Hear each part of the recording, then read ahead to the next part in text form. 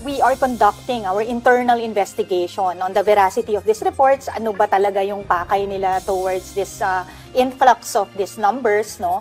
Inaalam na ng Armed Forces of the Philippines ang tungkol sa umano'y nakababahalang pagdami ng Chinese students sa probinsya ng Cagayan.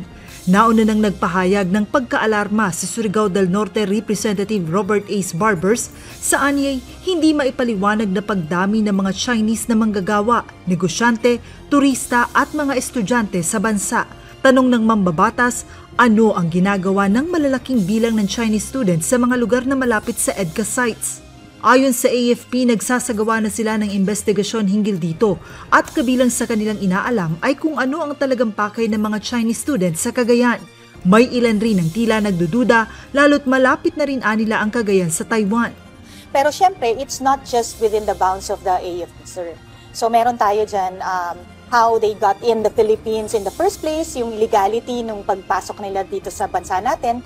Do they have the necessary papers? And sabi nga, estudyante to. So kung meron ba silang student visas that are required. So we are coordinating with the Bureau of Immigration, the DFA, and since students to, sir, no, pati yung CHED. Sa ngayon, hindi pa masabi ng AFP kung talagang nakaalarma para sa seguridad ng bansa ang sinasabing pagdami ng Chinese students sa Cagayan. Isa rin umano sa posibleng dahilan ng pagdami ng Chinese doon ay upang maipromote ang kanilang turismo.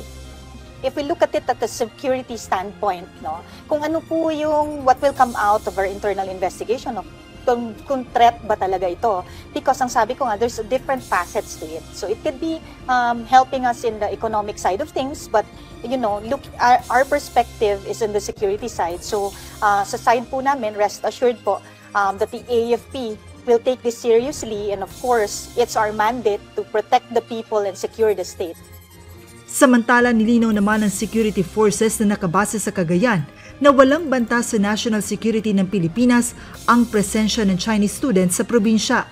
Sa isang pagpupulong kahapon na dinaluhan ng Philippine National Police, Philippine Army, Philippine Marines, National Bureau of Investigation at iba pang mga ahensya. Sinabi ni Police Colonel Julio Gorospe, Provincial Director ng Cagayan Police, na wala umano silang natatanggap o namomonitor na anumang reklamo na kinasasangkutan ng mga Chinese students doon. Sa panig naman ng 502nd Infantry Brigade, sinabi ng mga ito na batay sa kanilang intelligence report, ang New People's Army pa rin ang tinutugis ng sandatahang lakas sa probinsya ng Cagayan. Muli namang siniguro ng security forces sa probinsya ang kanilang patuloy na pakikipagtulungan sa gobyerno upang protektahan ang national security at mapanatili ang peace and order sa bansa. Joanna Nano, UNTV News and Rescue. Diyos ang aming sandigan, serbisyo publiko ang aming pinahalagahan.